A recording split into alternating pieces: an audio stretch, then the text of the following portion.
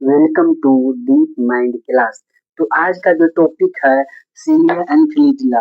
कुछ दिन से चल रहा है चैप्टर का सेल चैप्टर हम पढ़ा रहे हैं। अगर आपको किसी भी टॉपिक में अगर आपको दिक्कत हो या कहीं आपको समझ में नहीं आ रहा होगा तो आप जरूर कमेंट कीजिएगा ताकि हम उसको नेक्स्ट लेक्चर में क्या कर सके, डिस्कस कर सके। तो चलिए आज का जो टॉपिक है सीनियर एंड फिलिजिला उसको हम शुरू करते हैं। सीलिया Cilia and flagella are hair-like outgrowth of the cell membrane। कह रहे हैं क्या cilia and flagella का hair-like structure होता है, केस-like structure होता है। कैसा होता है cilia and flagella? hair-like, केस-like structure होता है जो कि outgrowth कहाँ से होता है? सेल मेम्ब्रेन से outgrowth होता है। कहाँ से outgrowth होता है? सेल मेम्ब्रेन से बाहर निकलता है। सेल मेम्ब्रेन से क्या निकलता है? बाहर निकलता है। ये जो फिगर दिख रही है क्या है? cilia है। और ये जो दिख रहा है ऐसे इस टाइप का ये सब जो दिख रहा है ये क्या है? हेयर है। हेयर्स लाइक स्ट्रक्चर है ये सब। सिलिया का स्ट्रक्चर ऐसा ही होता है लगभग। और सिलियन फ्लीजा हेयर लाइक स्ट्रक्चर जो कहाँ से निकलता है? ये जो आउटर आउटर लेयर है ये क्या है? सेल मेम्ब्रेन है। सेल मेम्ब्रेन से हेयर लाइक स्ट्रक्चर क्या करता है? निकलता है, बाहर होता है। उसके बाद क्या है? cilia are small structure which works like pores। Pores का मतलब यहाँ पे क्या होता है? कहते हैं सीलिया आर स्मॉल स्ट्रक्चर। सीलिया का जो स्ट्रक्चर होता है वो कैसा होता है? छोटा साइज का होता है। और ओर्स का मतलब क्या होता है? जब आप लोग नौ जो होता है, नौ देखे होंगे सिर्फ। जब उसमें जो उसमें जो युवक होता है, जो व्यक्ति होता है, जो क्या करता है उसके पास इतना बड़ा डंडा होता है जो क्या करता है? बैठ के पानी को आगे और आगे करता है। आगे जब करता है दोनों पट्टी से बैठ के जो वो पानी को क्या करता है? ऐसे आगे ऐसे करता है जिसकी वजह से लोग क्या करता है? आगे मूव करता है। उसी तरह से सीलिया में क्या होता है? ओर्स होता है। ओर्स क्या करता है? इसके स्ट्रक्चर को ये दिख रहा है एरियल लाइक स्ट्रक्चर। वो क्या करता है? एक साथ आगे करता है जिसकी वजह से वो क्या करता है? मूव कर पाता है। उसी तरह से ओर्स का मतलब वही हुआ जो नौ पे जो व्यक्ति बैठा हुआ है उसको इस तरह से करता है। उसी तरह से यहाँ पर भी होता है सीलिया में भी। उसी तरह से क्या होता है? सीलिया में भी होता है। ये ओर्स होता है जो क्या करता है? स्ट्रक्चर होता है जो उसको मूव कराने में मदद करता है। उसके कोचिंग उसका उसका कारण क्या है? causing the movement of either the cell and outside the surrounding fluid। इसमें जो कोर्स होता है जब करता है वो आगे पीछे इस तरह से करता है जब करता है कि सीलिया जो क्या करता है? मूव करता है। और इसके चारों पार्टी क्या होता है? फ्लूइड करता है। फ्लूइड को भी क्या करता है? मूव कराने में मदद करता है। अक्सर कोई दिक्कत नहीं है। मतलब और मतलब सीधा समझिए कि जो पति उसमें जो युवक होता है जो नाव पे बैठ के जब उसको आगे पीछे करता है तो नाव भागता है। उसी तरह से सिलिया में भी होता है। इसके हेयर लाइक स्ट्रक्चर जब एक साथ आगे इस तरह से करता है तो क्या करता है? सिलिया वहां से मूव कर देता है और वहां से जितने फ्लूइड होते हैं उसके सराउंडिंग में उसको भी क्या करता है? मूव करने में मदद कर मिलता है। उसके बाद क्या होता है? Flagella are comparatively longer and responsibly for cell movement. कहता है सिर्फ फ्लैजिला जो होता है वो सिलिया से कॉम्पेरेटिवली क्या होता है? बड़ा होता है। मान के चलिए सिलिया अगर इतना टाइप का इतना बड़ा है सिलिया सिलिया अगर इतना इतना बड़ा है तो फ्लैजिला कितना होगा? इतना बड़ा होगा। कॉम्पेरेटिव क्या होता है? सिलिया क्या होता है? सिलिया से बड़ा क्या होता है? फ्लैजिला होता है। और ये किसमें रिस्पॉन्स जिम्मेदार होता है? सिलिया भी किसमें मदद करता है? सेल को मूवमेंट कराने में मदद करता है। मतलब दोनों का जो फंक्शन होता है लगभग सेम ही होता है। दोनों क्या करता है? मूवमेंट ही कराता है। उसके बाद नेक्स्ट पॉइंट क्या होता है? The prokaryotic bacteria also have flagella। कहता है जो प्रोकैरियोटिक्स जो सेल होता है, प्रोकैरियोटिक जो होता है सेल उसमें भी क्या होता है? उसमें भी क्या होता है? फ्लैजिला होता है। लेकिन उसमें होता है ना उसका फ्लैजिला जो होता है वो 3 पार्ट से मिलकर बनता है। उसमें जो उसका जो फ्लैजिला होता है वो 3 पार्ट से मिलकर बनता है। पहला क्या होता है? फिलामेंट्स होता है जो आउटर कवरिंग होता है। और जो हुक होता है, एक हुक होता है जहाँ पे कनेक्ट करता है, एक होता है वेसल बॉडी। मतलब कर सकते हैं प्रोकैरियोटिक का जो फ्लैजिला होता है ना वो 3 पार्ट से मिलकर बनता है। कितना पार्ट से मिलकर बनता है? 3 पार्ट से। पहला क्या होता है? फिलामेंट होता है, हुक होता है और वेसल बॉडी होता है। वेसल बॉडी इसका जो फ्लैजिला होता है वो 3 पार्ट से मिलकर बनता है। तो उसके बाद क्या होता है? This are structurally different from that of the eukaryotic flagella. यहाँ पे क्या कर रहा है? इसलिए यहाँ पे क्या यूकैरियोटिक का जो फ्लैजिला होता है ना वो प्रोकैरियोटिक से डिफरेंट होता है। क्योंकि फ्लैजिला में क्या होता है? 2 पार्ट ही होता है। एक होता है फ्लैजिला फ्लैजिला होता है और एक वेसल बॉडी होती है। इसमें जो हुक होता है ना वो क्या एब्सेंट होता है।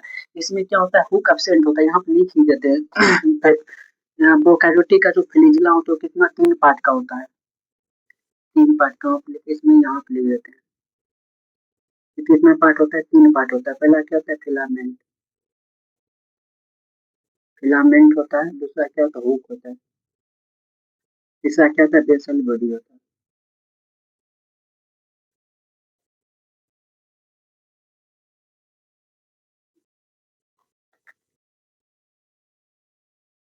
फ्लैजिला यहाँ कह सकते हैं प्रोकैरियोटिक ऑफ जो फ्लैजिला तो 3 पार्ट से मिलकर बनता है, फिलामेंट्स, हुक और बेसल बॉडी।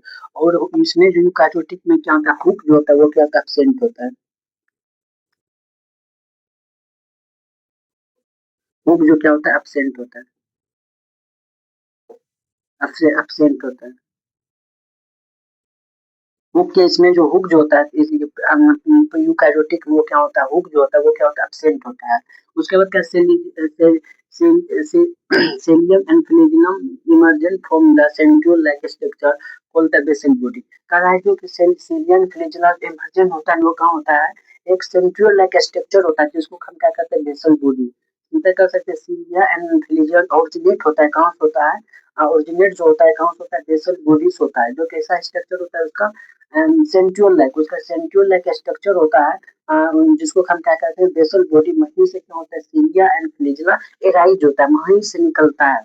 उसके बाद ये जो फिगर देख रहे हैं आप लोग, ये किसका फिगर है, फ्लैजिला का फिगर है।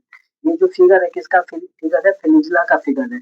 इसका आउटर कवरिंग जो होता है उसको क्या कहते हैं, सेल वॉल कहते हैं। और ये जो रेड कलर का दिख रहा है ये क्या, फ्लैजिला है। फ्लैजिला कवरिंग किसका होता है, सेल मेम्ब्रेन का होता है, ना कि सेल वॉल का।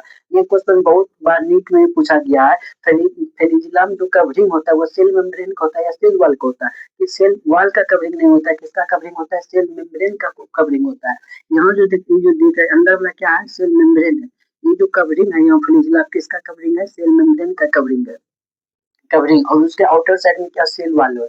उसके बाद जब कहता है यहाँ से हम इसको फ्लैजिला को जब टिप्स हम कट करेंगे, इस तरह से कट करेंगे तो उसका स्ट्रक्चर जो थी अंदर में देख, इंटरनल स्ट्रक्चर जब हम फ्लैजिला देखेंगे तो इस तरह का दिखेगा। अरेंजमेंट इसका इसी तरफ होगा।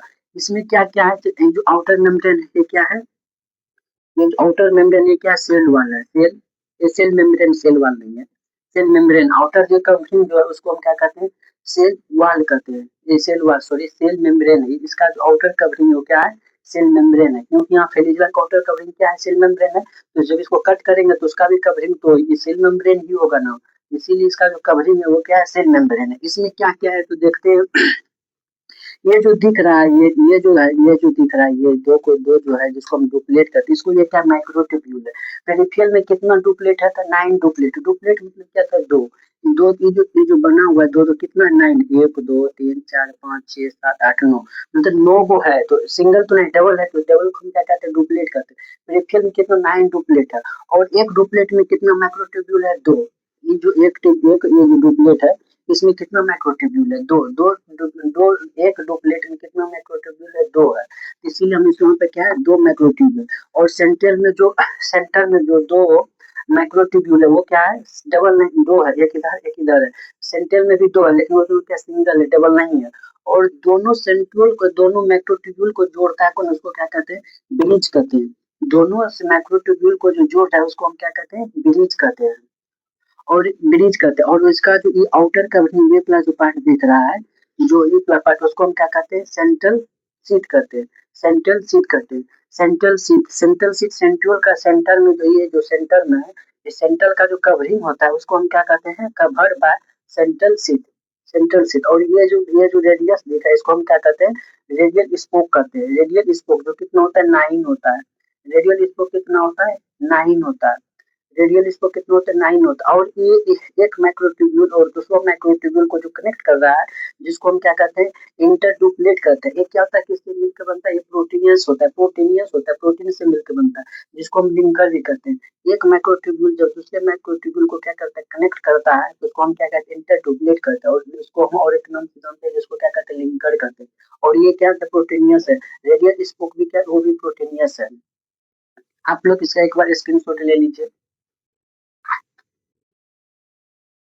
अगर आपको इस वीडियो में कहीं भी दिक्कत हो तो आप लोग कमेंट जरूर कीजिएगा, ताकि हम नेक्स्ट लेक्चर में, नेक्स्ट क्लास में उसको हम डिस्कस कर सके। अगर आपको वीडियो पसंद आए तो लाइक करिए, शेयर करिए, सब्सक्राइब करना ना भूलिए। क्योंकि इस डीप माइंड यूट्यूब चैनल पे इसी तरह के एक टॉपिक वाइज टॉपिक हर एक चैप्टर को हम डिस्कस करने वाले हैं। सब्सक्राइब जरूर कर ले। Thank you.